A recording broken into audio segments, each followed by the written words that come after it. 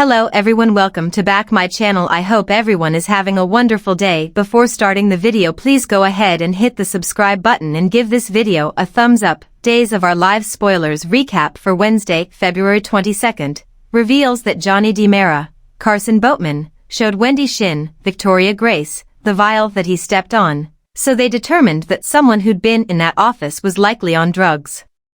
Johnny worried it could be E.J. DiMera, Dan Feuerriegel, considering how out of it his father had been lately, so he decided to confront him on Wednesday's episode.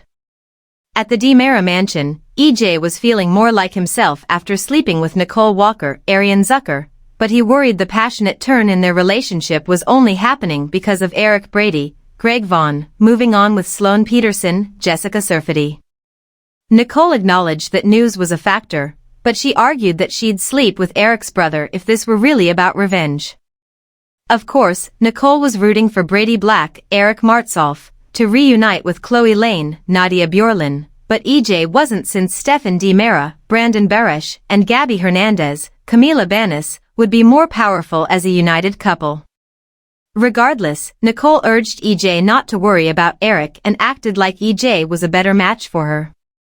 EJ admitted he didn't want a casual fling, so Nicole reiterated they should just see where things lead. Next on Wednesday's episode, Johnny knocked on the door, so EJ and Nicole hastily got dressed. Once Johnny entered, he held up the drug vial and asked if it belonged to EJ. After EJ got updates on Johnny's suspicion that he was using drugs, he assured his son that the vial wasn't his. However, EJ thought Johnny did the right thing by coming to him and checking. Johnny went downstairs and called Wendy to let her know the vial wasn't EJ's. Although EJ was a skilled liar, Johnny had gotten pretty good at reading him and thought his dad was telling the truth. Back with EJ, he mulled over the vial with Nicole. That led to EJ wondering if Stefan might be drugging him. In the park, Brady admitted to Stefan that he used a burner phone to spoof Chloe's number and lure him there. After Brady ranted about Stefan stringing Chloe and Gabby along, Stefan protested that he truly loved them both. Brady felt Chloe belonged with him and thought Stefan was taking a risk with Gabby, who wasn't a patient woman and might not wait around. Stefan argued that Gabby would wait as long as it took since he was the one true love of her life. If this kept up, Brady thought Stefan would be the biggest mistake of Gabby's life instead. In fact, Brady thought Stefan already was Gabby's biggest mistake. Brady acted like Stefan was making everyone miserable, but Stefan thought this was really about Brady's own misery. Stefan reminded Brady that the only reason Chloe was available in the first place was because he broke her heart. Brady hinted about having things in motion regarding Dr. Wilhelm Rolf, Richard Wharton, and the rest of the deprogramming, but Stefan got fed up and started to leave. That led to Brady putting Stefan in a chokehold until he was unconscious. In Li Shin's, Remington Hoffman, hotel suite on Wednesday's episode, he assured Gabby there was no catch when it came to the DiMera shares he was offering.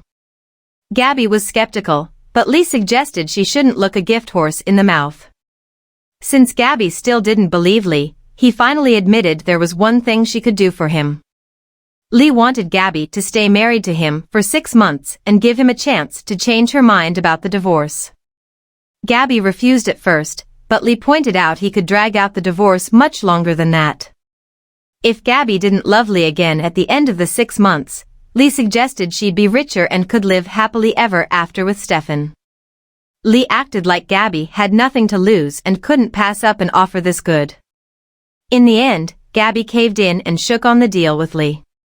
At the Salem PD on Wednesday's DOL show, Eric lied about being Sloane's paralegal to gain access to Dr. Rolf.